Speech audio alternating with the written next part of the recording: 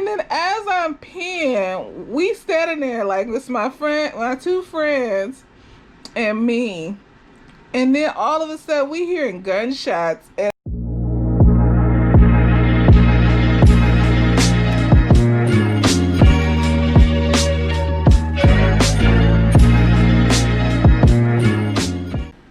hey y'all, so my name is Jasmine Jones. I'm a licensed clinical social worker, and you are tuned into a therapy mood vlog, and this is just documenting my recent surgery. So what did I have surgery for, you may ask?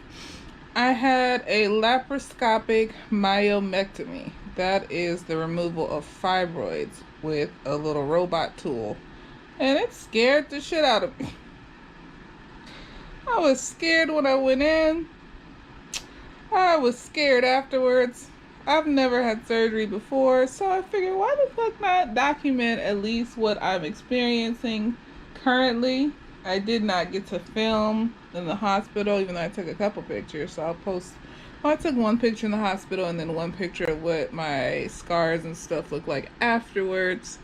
Right now, I am in what's less than moderate pain. Like, let's say, like, I'm at like a 5 with the pain. Like, I can get up and walk around and things like that. But if you don't know why they would have the laparoscopic myomectomy, however the fuck you say it, so fibroids are like these little benign tumors that like to grow all over your fucking uterus, and they happen a lot in black women. And they're benign, they just sit there, and sometimes they can shrink and go away, and sometimes they get bigger and grow more. I had 6 of them, the biggest one being like 5 centimeters. So what is it, like a golf ball? I don't fucking know. I'm not good at measurements. And I've had them since like 2016. When I first got them, they just acted so nonchalant at the hospital. They wouldn't even tell me how many there were. They just said multiple. And then when I asked what multiple was, the doctor was like, well, I don't know. I'm just like, what the fuck? What is multiple? I don't want tumors. And so, you know, apparently they weren't big enough or intrusive enough for me to know how many there were. You know, I'm still upset about that. And so, you know, as time goes on, this is what I got into, like, my herbal journey, trying to figure out a way to shrink these motherfuckers. I started drinking the soursop teas and, you know, the monolorins and shit and all the other herbal things I showed in the previous vlog. And then I did this, I was going to do this research study on fibroids in like late 2017. And they looked at my fibroids and they said I wasn't a good candidate because there was only one. So, you know, in my mind, that means that the herbal shit worked. It went from multiple to one fibroid. So I was like, okay, that's fine. So I just kept drinking the herbal shit, taking the vitamins and doing the things. My period was heavy before. Stop being heavy. Try not to cough too much because it hurts. My throat's still sore from when they stuck the tube down it so you can breathe while you're having surgery. So yes, I don't have the corona on top of everything else. And what was it? What was I saying? Oh shit. I was taking the herbals and doing the stuff after I found out I only had one. And then earlier this year, I'm going for my yearly pap smear. I'm not feeling anything different in my vagina. You know, my periods are going smoothly. I don't feel, well, I mean, I kind of feel the fibroid when I like lay on the side too much or something, but it's not like the intense pain or anything. It's just like you feel something in there like that's not supposed to be there. And so, you know, the gynecologist is like, oh no, you have like a few fibroids and they got bigger and You know, and one of them's 5 centimeters. And do you want to have surgery? I'm just like, what the fuck are you? What? I'm sitting here this whole time thinking, oh, the sour stop is working. It's shrinking the things and all the stuff. No. Oh gosh, that hurt. Yes. So it's not though. It's not. So over the course of, there's been 6 months, they have been preparing me to get this surgery to have them removed. When I went in for surgery on Thursday, I was scared as shit. My mom had died from breast cancer, and so I was the only time I've been in the hospital as, you know, like that. I don't like the hospital. So I go in. Ignore the mess. It's a mess. This is my safety knife, you know, in case someone thinks they're gonna Ted Bundy me and shit.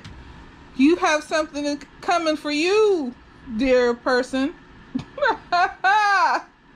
Anyways, I don't know why. I'm still on painkillers as well, so please forgive me for whatever, you know. I'm probably gonna cut this off, a lot of this. Anyways, first day of surgery. Our first day, the day of surgery. It wasn't multiple days. It was in and out. They let me go home the same day. I get in there. I'm anxious. You know, they IV me up. I have to be in there by myself. I had my friend come and pick me up afterwards. I have to be in there by myself. They IV me up. They give me... The nurses are really nice. They can see that I'm nervous. I start crying and shit like a little bitch. I don't give a fuck. I don't care. And so they IV me up. And then they give me some to help me calm down. I guess some you know, what is it, anxiety relief medication through the IV. And then it's more chill. It's like, it's cool. I'm just sitting there staring off into space, waiting for this shit to start. And, you know, I'm laying there for a minute. And then here come the anesthesiologist talking to me. And the doctor came and talked to me. And then the anesthesiologist assistant came. So everybody introduced themselves, let me know who was going to be touching on my body. And then they rolled me back after like, I went in there at like 9. I think they rolled me back at like 11.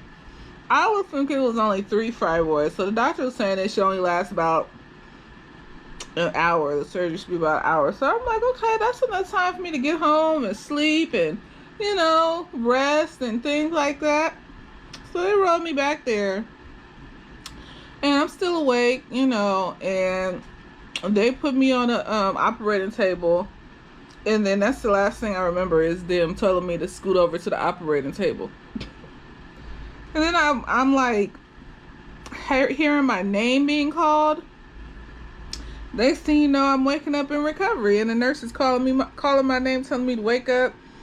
They make me walk like back and forth and stuff. You're supposed to walk after all that shit so you don't get a blood clot, you know. And then they have to make you pee because apparently the anesthesia can like fuck with your bladder or some shit. You can't pee after surgery.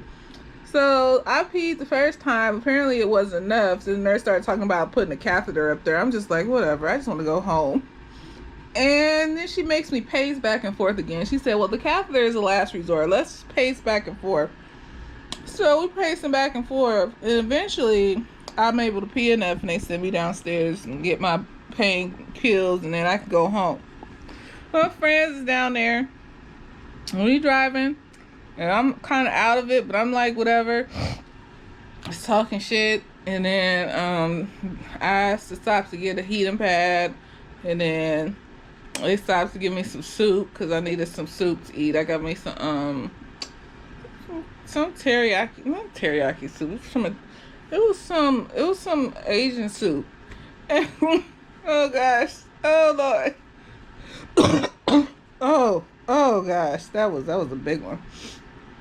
All this talking. And so then we driving, and the beat of the car is making my bladder even worse.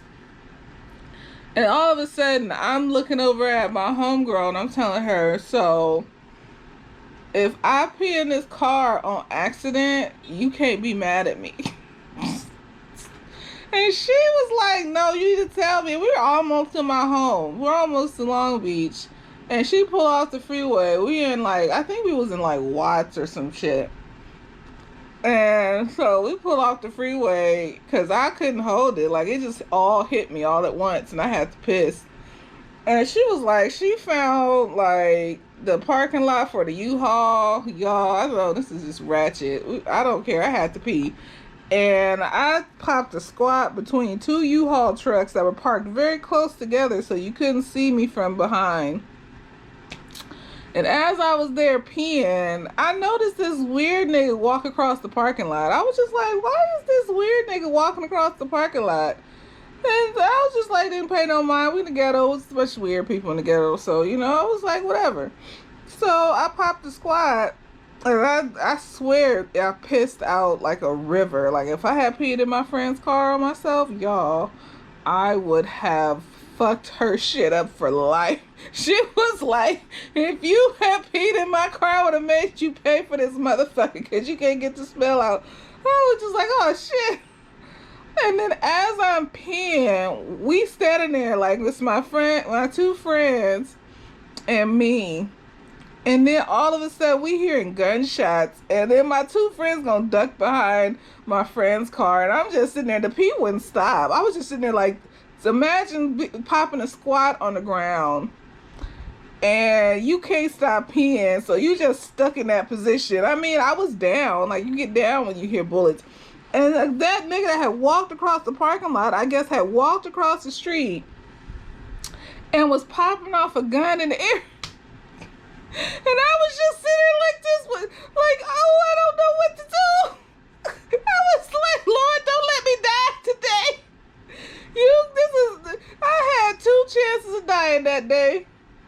From the surgery, and then I could have got shot from behind, but the trucks were parked so close together you couldn't even see me. So I was just like, but apparently he was shooting it up in the air, and then I got done peeing, and I got up and we left, and then my friend go drive in the direction where this nigga was shooting at, and it's like a bunch of Latin dudes standing outside their house looking mad, and then the dude that shot up in the air, I don't know where he went. But I had an adventure on the day that I went to have surgery. It wasn't just a surgery day. It was also a day where I almost died like twice and almost got shot. So, you know, y'all, it was an interesting day that Thursday. I don't know why I'm saying all this. I don't care. But, I mean, you know, as far as the surgery has been concerned, I've been recovering okay, I guess. I've been getting up and walking. It hurt real bad to pee at first, you know, but now it doesn't hurt as much. My stomach don't hurt as much. I can walk around a little bit more. I've been eating, but I could eat because I'm not taking that opiates and shit they give you. I took the ibuprofen.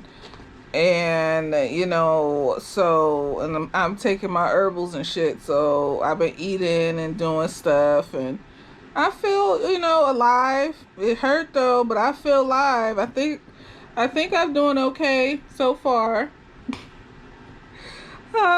It went from, let's say on Thursday, no, it didn't even hurt like Thursday. It hit me Friday morning when I woke up, because laying there for too long makes it hurt. You have to get up and walk and shit because of the blood clots or whatever the fuck. And, you know, yeah. Right now, I guess I can show you my stomach. Okay. So, that's the scar that they went in my belly button. And then that's where it's like four of these motherfuckers on here. So, you know, I'm just going to have limited scarring, you know. They went in there with the robot and a camera, and they sucked out the tumor. They cut open my uterus and they got the tumor out of there. Said there was one inside of it and then one like laying on top of it or some shit. And then there was this big ass one. The rest were like attached by little tentacles to my uterus and shit. So I guess that's a good thing. The doctor said if I had like a grip like 20, there's a higher chance of it coming back, but since I only had 6, there's a lesser chance. So we'll see. We'll see. I'm gonna keep taking my herbals, and hopefully these things don't fucking come back. And I hope they don't. I would like to have children one day. Whether it's artificially inseminated, because a lot of niggas ain't shit, or Jesus sends me a husband like he's supposed to. One more thing I wanted to add was my doctor was very nice, and every question I had he answered. But as this being my first surgery, I still wanted to ask him how he feels about black people. I feel like that I need to know this, especially with studies coming out saying that doctors don't feel like black women can feel pain, and they don't listen to us when it comes to our problems and things that we feel in our body. If we feel like there's an issue with what they're doing or the surgeries and things like that. So I needed to know what his biases were, and I feel like everybody should be able to ask their doctors. He was a Jewish guy. He's a very nice guy. But I feel like everybody should feel free to ask your doctors what their opinions on black people were. He didn't get defensive about it. He got a little nervous, but it's weird being asked if you're a racist. So I would expect nervousness. But if he got straight up defensive, then I'll be like, I need a new doctor because you're getting very angry at this question. And I don't trust you. Because you shouldn't be getting so angry. It's not that fucking serious. But he got a little nervous, but he was just like, I don't have any biases that I'm aware of. He was honest because, we all got some shit in us that we don't know we got. And sometimes it takes other people to point it out, and sometimes it takes us saying stupid shit for, us to realize that we have the biases and shit. So he was like, I don't have any biases that I'm aware of. The funny shit was, though, he got hella nervous, and then he started trying to offer me books about black women that he's read. I thought that shit was the cutest shit ever. I was like, oh, well, thank you. I mean, the books that he offered were pretty good. They seem interesting.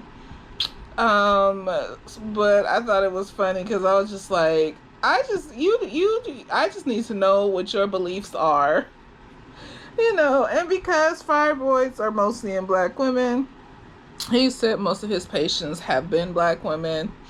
And, I didn't go into the whole, doctors don't think we feel pain type shit. Because, he can research that shit for himself.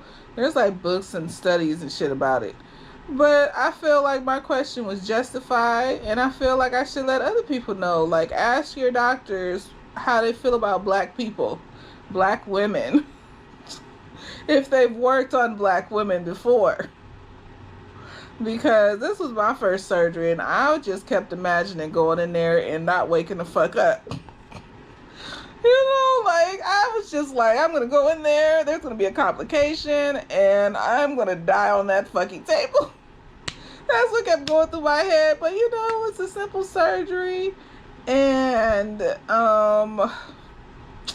he said I had very minimal bleeding. I think I would like to attribute that to the herbals that I've been I don't care. I need the things to be working for me, okay? He said it was in and out, even though it took longer than expected because he thought it was 3 and it was 6 and all this other shit. But, in and out, and I survived, and he wasn't a racist, and he was a nice person, and he made sure to take care of me. That's all you can ask for when you go to the hospital, is that these motherfuckers take care of you while you are completely at a loss of control. That's the shit that was the most, you just completely at a loss of control. And you just need to know that this motherfucker right here is not going to let you die today. Because some black person in their life, did some fuck shit to them, or they family taught them that black people ain't shit, or they friends don't like black people, and that's all they've known for their whole life, and so they bring it into work and shit. I just need to know that you ain't like that, and you not bringing that shit to work so that I can live today, because I swear I kept thinking either I'm gonna die, or they're gonna cut off my ovary, or they're gonna find some excuse to take my uterus out, and I was just gonna be like up in there like, what? I mean, he said that that wasn't the case. It wasn't like I needed to have my uterus or nothing else removed.